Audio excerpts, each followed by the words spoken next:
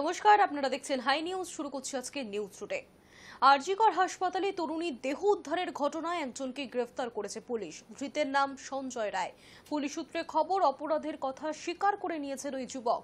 ধর্ষণের মামলা রুজু করা হয়েছে। লালবাজার সূত্রে খবর, হাসপাতালের সিসিটিভি ফুটেজের ভিত্তিতেই শুক্রবার রাতেই ওই যুবককে আটক করা হয়েছে।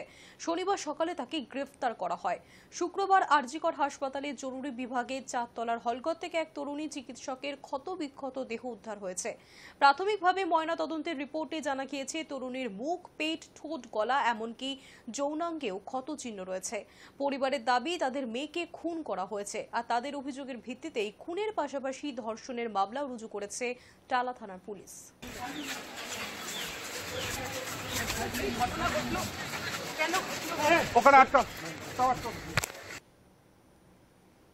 আরজিকর মেডিকেল কলেজ হাসপাতালে কর্তব্যরত তরুণী চিকিৎসকের দেহ উদ্ধারের ঘটনায় উঠছে নানা প্রশ্ন। ক্রমেই জটিল হচ্ছে রহস্য। ইতিমধ্যেই এই ঘটনায় এক যুবককে গ্রেফতারও করেছে পুলিশ। জেরায় ওই যুবক স্বীকারও করে নিয়েছে। লালবাজার সূত্রে খবর, ওই যুবক হাসপাতালের কেউ নন, তিনি বহিরাগত।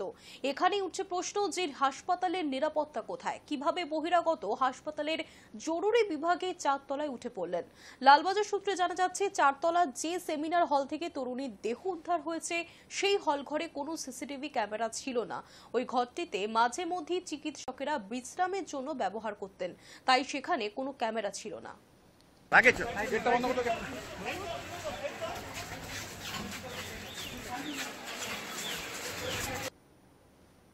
কিভাবে গ্রেফতার করা হলো ওই যুবককে? পুলিশ সূত্রে জানা যাচ্ছে, শুক্রবার ভোর 4টে নাগাদ হাসপাতালের সিসিটিভি ফুটেজে যুবককে দেখা গিয়েছিল। 30 থেকে 35 মিনিট পর আবারও তাকে বেরিয়ে আসতেও দেখা যায়। এই সময়ের মধ্যেই তিনি ঘটনাটি ঘটিয়েছেন বলে মনে করা হচ্ছে। পুলিশ সূত্রে এও জানা যাচ্ছে, অপরাধের কথা স্বীকার করে নিয়েছেন ওই যুবক। তবে তার মধ্যে কোনো অপরাধ বোধ দেখা যায়নি। আরজিকরের নিরাপত্তা রক্ষীরাই জানাচ্ছেন, ধৃত যুবকের নিয়মিত যাতায়াত ছিল হাসপাতালে। তিনি পেশায় সিভিক ভলেন্টিয়ার।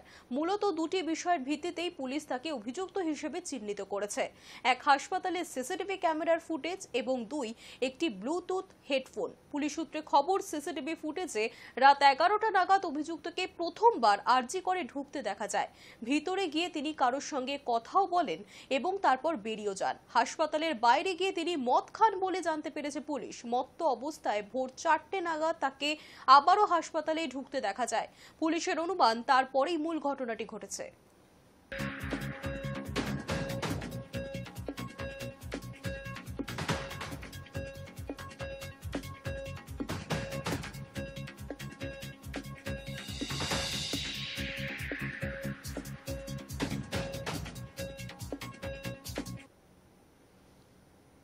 আরজিকর হত্যাকাণ্ড নিয়ে তোলপাড় গোটা বাংলা। ঘটনায় অভিযুক্তকে কোনোভাবেই রিয়াদ করা হবে না, স্পষ্ট করে দিলেন মুখ্যমন্ত্রী মমতা বন্দ্যোপাধ্যায়।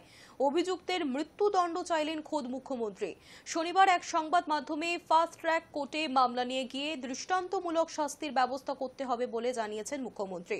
শুক্রবারের ঘটনায় জুনিয়র ডাক্তাররা কর্মবিরতিতে বসেছেন। সকাল থেকেই চলছে বিক্ষোভ। একাধিক দাবিও জানিয়েছেন তারা। জুনিয়র ডাক্তাররা এই যে ক্ষোভ দেখাচ্ছেন, সেটাও সঙ্গত বলেই মনে করছেন মমতা বন্দ্যোপাধ্যায়। হাসপাতালের নিরাপত্তা নিয়ে যে প্রশ্ন উঠেছে, সে প্রসঙ্গেও তার মন্তব্য, ডাক্তারদের গায়ে যাতে কেউ হাত না দেয় তার জন্য প্রত্যেক হাসপাতালে পুলিশ ক্যাম্প করা হচ্ছে।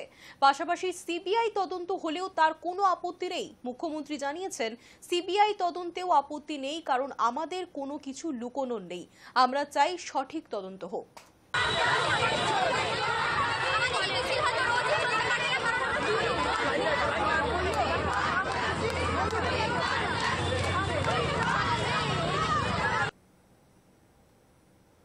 আরজিকরের ঘটনা নিয়ে press conference Kolkata police commissioner Vineet গোয়েলের।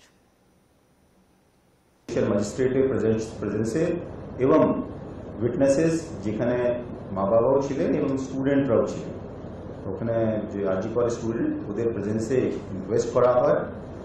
Inquest করার পরে পোস্টমর্টম করা হয়। পোস্টমর্টমের জন্য একটা বোর্ড গঠিত করা হয়েছিল, যার মধ্যে 2 জন ফিমেল মেম্বার্স ছিলেন। টোটাল 3 জন ডক্টরদের বোর্ড ছিল এবং ওটা পুরো ভিডিওগ্রাফি করা হয়েছে এবং ওখানেও ফ্যামিলি মেম্বার্স এবং স্টুডেন্টসরা অ্যাজ উইটনেসেস প্রেজেন্ট ছিলেন। during the postmortem proceedings. তারপরে ওখান থেকে পিও থেকে আমাদের এফএসএল টিম এবং ইনভেস্টিগেশন আমরা একটা এসআইটি গঠন করি। এসআইটি গঠনে ডিসিপিডি স্পেশাল ওর নেতৃত্ব করছেন, additional city one personally supervise করছেন। এই 7 মেম্বার টিমের মধ্যে টালা থানার অফিসাররাও আছেন এবং আমাদের ডিডি অফিসার আছেন। হোল নাইট ইনভেস্টিগেশন হয়েছে। Immediately after the incident, we have analyzed all kind of evidences which we have found, including the CCTV which was present in the vicinity of the PO, and we have, on the basis of these evidences, আমরা একজনকে arrest করেছি এবং নানা রকম evidence ওখান থেকে collect করেছি ওদের এগেইনস্টে। ইনভেস্টিগেশন চলছে এবং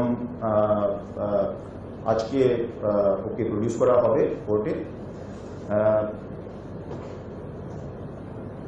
আমরা এই ইনসিডেন্টের জন্য we are extremely sad, anguished and anger. We are with the family members, doctors, and whatever needs to be done from our end, we are following a very transparent process of investigation. যদি ওরা ওদের কোনো কিছু demand থাকে family মেম্বার্সে, and as far as this thing is concerned, we are following a very, very transparent investigation here. And if there is any demand from the family that they want the investigation to be carried out by some other agency, from our side, there is absolutely no problem. চিকিৎসকের অস্বাভাবিক মৃত্যু ঘিরে উত্তপ্ত RG Kar medical হাসপাতাল চত্বর। Junior চিকিৎসক এবং nursing পড়ুয়াদের বিক্ষোভে প্রায় ব্যাহত হয়েছে কলকাতার সরকারি হাসপাতালের পরিষেবা। আন্দোলনকারীদের দাবি অবিলম্বে এই ঘটনায় দোষীদের শাস্তি দিতে হবে। নতুন করে যাতে কোনো রকম অপ্রীতিকর ঘটনা না ঘটে তাই হাসপাতাল চত্বরে বাড়ানো হয়েছে পুলিশি নিরাপত্তা।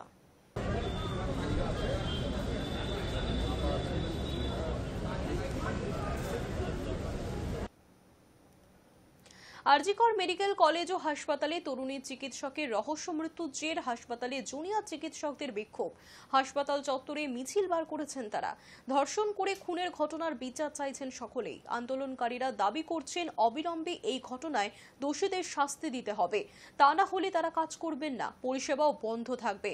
প্রতিবাদে সামিল রাজ্যের বহু সরকারি হাসপাতালের চিকিৎসকেরা। সকাল থেকেই আউটডোরের সামনে ঝুলছে নোটিশ, ব্যাহত চিকিৎসা পরিষেবা।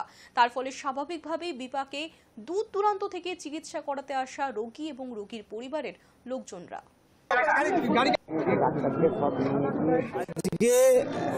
আমি আরজিকরের একজন প্রাক্তনী হিসাবে আমার কাছে অত্যন্ত লজ্জার, অত্যন্ত শোকের দিন যে একজন চেস্ট মেডিসিনের ফিমেল পিজিটি, আমাদের ছোট বোনের মতো সেকেন্ড ইয়ার পিজিটি, ডিউটিরত অবস্থায় রেপ অ্যান্ড মার্ডার হলো।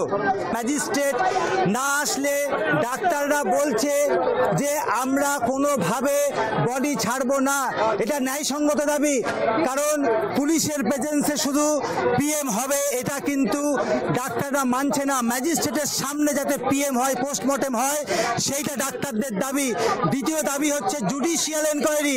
প্রথমে ওরা প্রিন্সিপালকে হেড করে এনকোয়ারি কমিটি তৈরি করবে বলেছিল, কিন্তু আমরা মনে করি এই কমিটি প্রিন্সিপাল চালাতে পারবে না, এটা বায়াসনেস আসবে, সত্য উদ্ঘাটিত হবে না।